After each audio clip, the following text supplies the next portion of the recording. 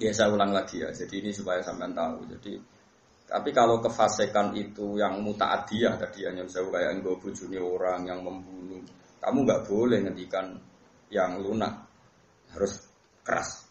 Meskipun kita tetap ingin dia tobat tentu ya, tapi hukumnya harus keras. Makanya Nabi keras, kamu menzinai 10 wanita yang tidak bersuami dengan satu menzinai istri orang, itu dosanya berlipat-lipat satu orang atau satu zina yang istrinya orang. Tentu Nabi pun ada kualifikasi karena tidak mungkin. Taruh saja misalnya Yun Sewu ya, naudzubillah ya. Orang menzinai lonte ini kan profesional. Haknya kan hanya hak Allah. Kamu yang hanya melanggar itu hak Allah. Kamu melanggar aturannya Allah. Tapi kalau menzinai istrinya orang, apalagi orang ini merasa istrinya ini afifah apa? Afifah itu apa cara Jawa? Gak mau zina lah Pak afifah. Kayak apa? Jadi bojone pamit ning mall karena suaminya mau afifah disilai mobil digawani ATM. Terus boleh demenan. Kayak apa? Mangkal mobil diganggu fasilitas dari suaminya. Kayak apa?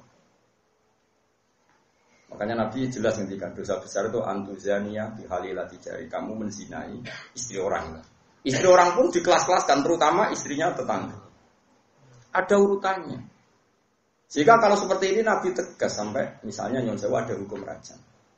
Saya pernah dalam Bahsul Masail ditanya, Gus, rajam itu kan jahat, masa orang dibunuh gini-gini karena zina? Saya jawab, oke, kita dalam Islam Indonesia enggak ada rajam. Tapi Allah selalu mempertontonkan kematian yang sama. Ini hujjatullah. Misalnya begini, saya tanya. Andai kan ada hukum rajam tegas, mungkin satu Indonesia yang kena rajam itu enggak sampai 100, enggak sampai 10 Bang. Karena syaratnya harus ada saksi 4 sing nginceng. Lu iku wae kudu roh detail mlebune alat kelamin ning vagina. Ada roh kelonan tok, ora cukup.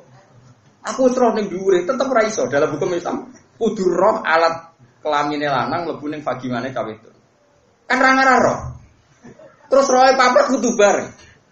Ada gentenan yo ora ndak diterima.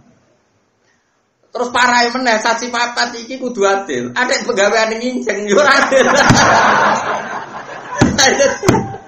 Jadi kemungkinan tercapai rajam kan ada saksi 4 yang melihat langsung alat lelaki kelamin masuk di vagina. Terus wong iki gak fasik, termasuk fasik sing pegawai deh. Misalnya sini Mustafa Adil, lo kok nganti roh, lo pengen lo soleh sing ngencengan. Nah, kemungkinannya, oke. Berarti yang kira-kira yang kena rajam itu hanya 10. Bandingkan tanpa hukum Islam kayak di Indonesia, yang mati karena cemburu berapa? Ini bukti bahwa hukum Islam itu benar. Kita membiarkan hukum zina seperti ini di Indonesia. Tapi gara-gara cemburu, istri membunuh suami membunuh istri, pasangan muda membunuh pasangan selingkuhannya macam-macam. Gara-gara perzinaan wong ape zina terus wedoke ngomentari Mas piro ngadus sing lanang tersinggung ditekep mati. Nah ini kita harus dengar ini supaya kita jadi tambah iman. Ternyata tidak ada hukum Islam yang katanya mereka kejam rajam. Ternyata hukum yang dibiarkan liar lebih kejam karena cemburu membunuh, karena tersinggung sama pasangan lontenya membunuh. Kan natijanya sama-sama menghilangkan nyawa. Maksud saya, yang ngaji saya tak kasih tahu. Oke, kita tidak pakai hukum rojam, tapi Anda harus tetap tahu di luar hukum rojam toh lebih itu kan ada yang di Surabaya itu mati jadi lebokno tabung LPG jadi semen. Gara-gara demenan wedok, konangan terus ambek istrinya yang tua itu karena lebih kaya, nyewa preman dipateni dan dimutilasi macam-macam. Coba kalau kematian-kematian di TV rata-rata kan pasangan selingkuhan. Artinya kita seneng ya, seneng artinya gini. Orang-orang itu yang mengkritik rajam katanya tidak manusiawi, sebagian LSM itu kalau mengkritikan seperti itu. Ternyata yang dibiarkan di luar tanpa hukum rajam lebih ngeri. Rajam itu lebih prosedur karena tadi syaratnya harus saksi 4 menyaksikan langsung. Mungkin enggak? Video ra iso diedit. Ra oleh foto momennya, video enggak bisa. Bisa di wong Kanjeng Nabi dibantah bolak-balik sampai sahabat. Ya gara-gara Nabi itu kan saking apike wong. Sahabat ya saking mangkele wong. Ya Rasulullah, aro'aita law anna rajulan wajada indam ro'atihi rajulan wa qad kana kadza wa kadza disebutno. Ya Rasulullah, misale ana wong lanang. Pertamane takok law. Ana wong lanang mulai mergo ibojone iku ning dhuwure wis ana wong lanang liya. Madza af'al. Sing dilakoni tiyang niku madza yaf'al dilakoni napa? Nabi jawab, yo al-bayyinah wa ila khudara dzuri. Kudu ana saksi. Nah ora kowe sing tak jilid, perkarane kowe kodak nuduh orang. Napa ya Rasulullah bayyinah? Iya bayyinah, pinten papat. Kula goleki kanca sedeng bar dadi batal. Kula kan golek wong papat sedeng bar. Lah kok do pinter mesti. Nabi aja ngotot yo ora pokoke al-bayyinah wa illa khudala dzuri. Tetep bayyinah nak robe. Nah, saya itu berkali-kali basul masail yang seperti ini. Menurut saya itu benar Nabi. Saya ulang lagi itu benar Nabi. Tentu Nabi itu paling benar. Bukan karena kita kultus saja, logikanya begini. Oke, dalam konteks orang soleh kayak Mustafa, mungkin cerita seperti itu benar. Dia cerita seperti itu benar. Tapi problemnya, wong lanang sira soleh ya akeh. Wong lanang sira soleh soalnya melaporkan istrinya karena wis ra soleh kepen Mekah. Pak Hakim melapor. Tadi malam saya mergoki istri saya selingkuh, maka harus diceraikan. Kalau hakim itu menerima semua orang, nanti semua orang kalau mantul istrinya akan menuduh istrinya zina. Dan kalau hukum Islam ditegakkan, semua yang tertuduh zina dirajam, entek wong wedok. Paham ya? Maka sebaiknya Nabi mah nggak percaya. Paham sih kalau maksud? Sehingga dipersulit. Akhirnya apa? Dalam konteks suami istri ada hukum khusus disebut li'an. Disebut nomor li'an.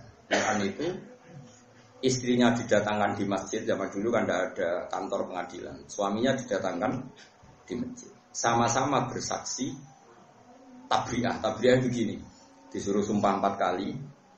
Yang kelima itu sumpah, cara saat ini sumpah sambar bledek. Sumpah pocong cara Madura.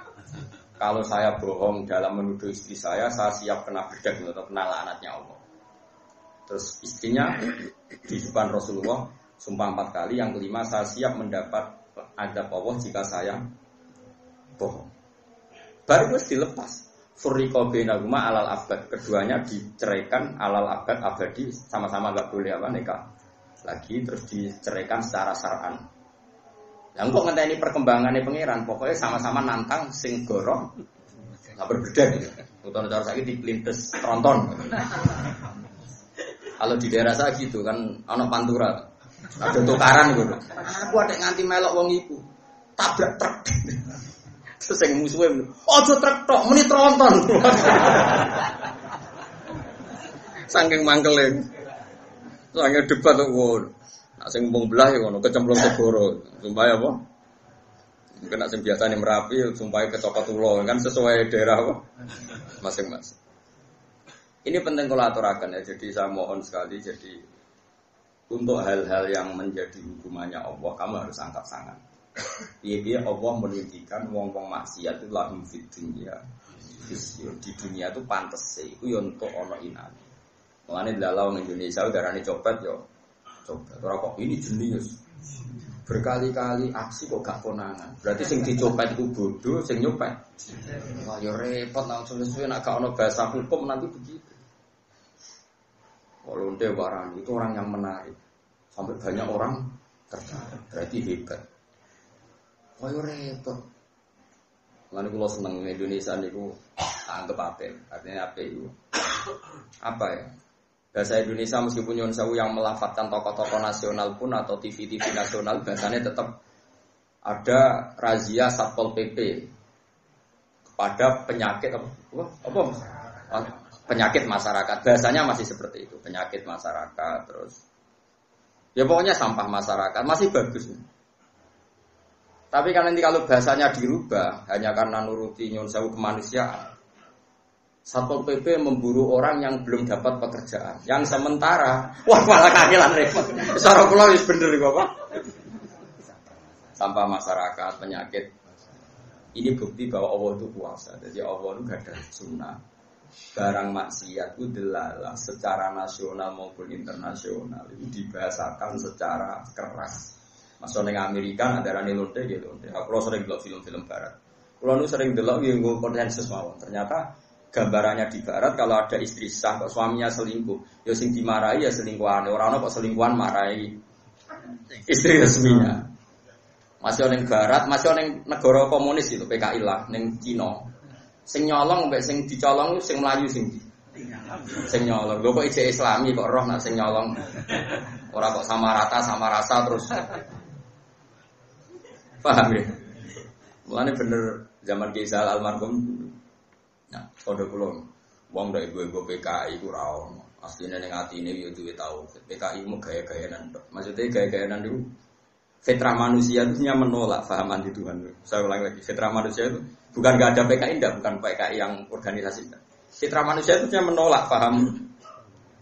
Buktinya itu tadi, orang yang selingkuh ya delik. Wes PKI lah, nak selingkuh delik tuh.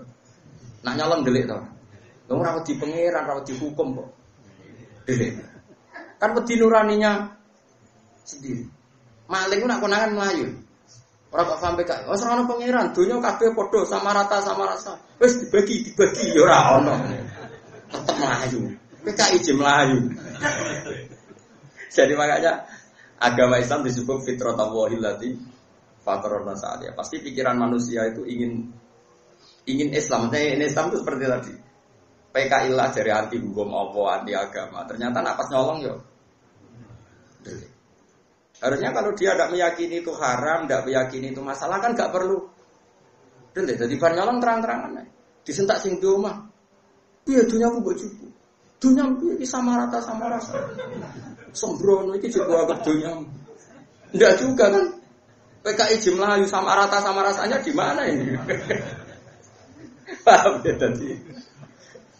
Makanya cara Allah itu nggak bisa nerima orang kok Islam itu nggak bisa, karena Allah bikin dalam tubuh manusia itu fitrah, dan fitrah ini pasti sesuai dengan Islam. Ini disebut fitrah Allah allati fataran nas 'alaiha. Bahwa agama ini sesuai fitrah nurani manusia.